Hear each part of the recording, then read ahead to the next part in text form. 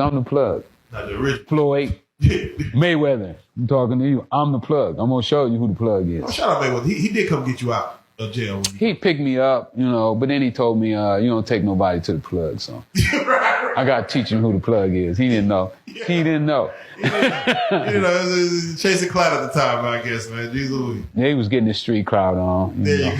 And he got it cheap, too. Right. But what it's supposed to cost you. Yeah, what it should have cost. Right now, if you did that today, it would cost you about $40,000. You know what I'm saying? You got me when I didn't know nothing. Yeah. I was a virgin at this thing, but now I know. Turn them cameras on, boy, you gonna pay. I'm gonna talk to him, man. With that being said, for those that don't know, this is the real Rick Ross, man. The story is ongoing, and we want y'all to get it right now. You know what I'm saying? Free Rick That's Ross. Right. And I got 4 national champs signed this year. This year, 4 national champs. So y'all watch this boxing. Watch what I do to boxing. Oh man, I'm gonna turn this shit upside down. I went in the dope game wanting out. I never went in the dope game to become a career dope dealer.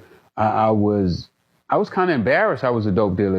I never would have bragged about selling drugs like I see people doing now. They actually brag about selling dope. I was like, that would have been the last thing that I would have wanted. I didn't want people to know. That's why I always dressed down. I wouldn't wear fancy clothes. I wouldn't wear jewelry. I didn't want the fancy cars because I didn't want people to be knowing what I was doing. And, you see somebody in a Rolls Royce, a Lamborghini or something, young black man, and they could be a football player, but the first thing they're going to think is dope dealer. Literally, my job was go to breakfast. Guys would come to breakfast. They tell me how much money they had. I would tell them, okay, go to this house, drop the money off, count the money with the money counters, and I would call you when it was time to pick up. And I would do everybody at the same time. I would have all my guys. Basically what we would do, we would get a van and we would pull on a street, a black street, nice neighborhood. Cars would pull up to the van. I'd have some young guys, probably like 14, 16 years old. They would jump out the van with duffel bags, throw the van in the trunk of somebody's car. That car would pull off, another one would pull up, and we would do that until we sold out. Yeah, that's an operation. You came with that operation? Yeah, I put that together. But my job was to make sure that we stayed running. Yeah. Undetected. And we moved around. So, today we might have the meetings on this side of town, and tomorrow we in Westwood, and then the next day we in Long Beach. So we moved around, so it wasn't easy for them to figure out what we was doing. So they got frustrated. Yeah, but I say if I was a cop, I'd be frustrated, and I'll start taking it personal. It's not like shit. Well, that's what they did. That's why when they caught me, they beat me in the head with flashlights. They let the dog bite me while I was handcuffed. They had my feet tied up. I was handcuffed, and they let the dog bite me. All around my legs, I had dog bites. All these scars in my face, all of these are flashlight therapy from where the cops was hitting me in the head while I was handcuffed. Because they was gonna whoop them boys, and that's how I started messing with Otis.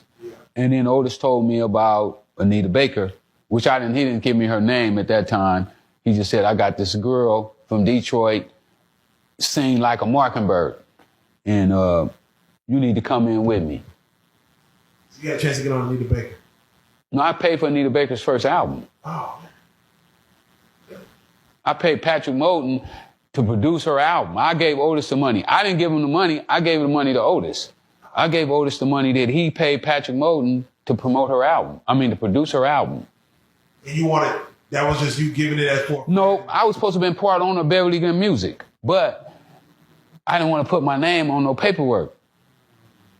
So when she jumped the label, I paid for the lawyer to fight the lawsuit when she jumped the label, and then I went to jail. When I found out about Roscoe's Chicken and Waffle, that become like a feeding ground for me because people was coming from out of town. The first place they want to go is Roscoe's.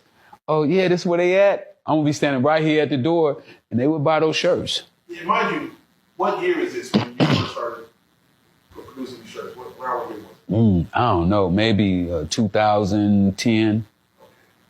So that's like a year after he died. Mm-hmm. So I think Rick Ross himself, the rapper, he's about half a decade into maybe rapping right then. Like, I think. Yeah, he was doing really well then. When I got out, he was doing really well. He was coming off the first album, I think.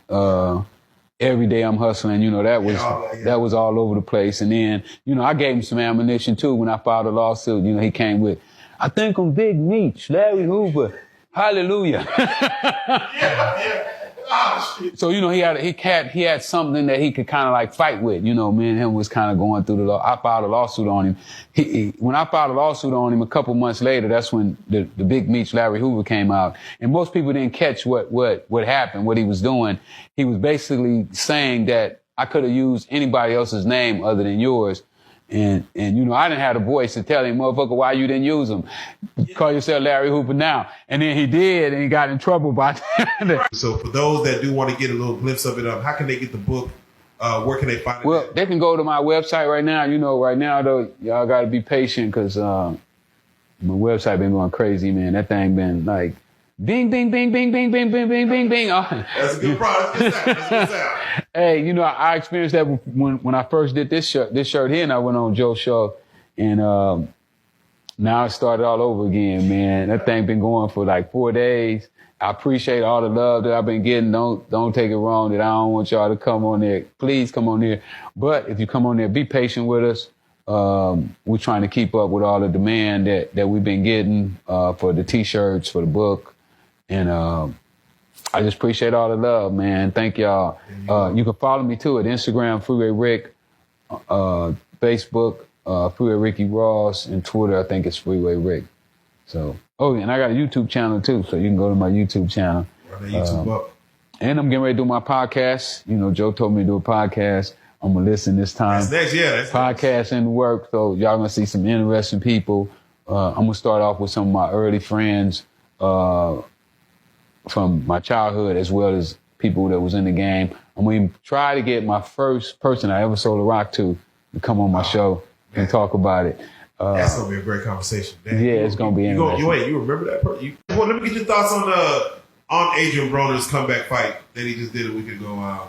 He lost a tooth and everything, man. Like, what are your thoughts on that? He was talking a lot of noise. Yeah, man. So he sold the fight. He talking about gangsters. We gangster too, man. He's like, we going to pull up. We got shooters. I'm like, well, you trying to sell a fight? Yeah, man, it hurt my heart, man. It hurt my heart. I'm not gonna lie to you, man, because I'm a big Adrian Broner fan, man. I was too. Yeah.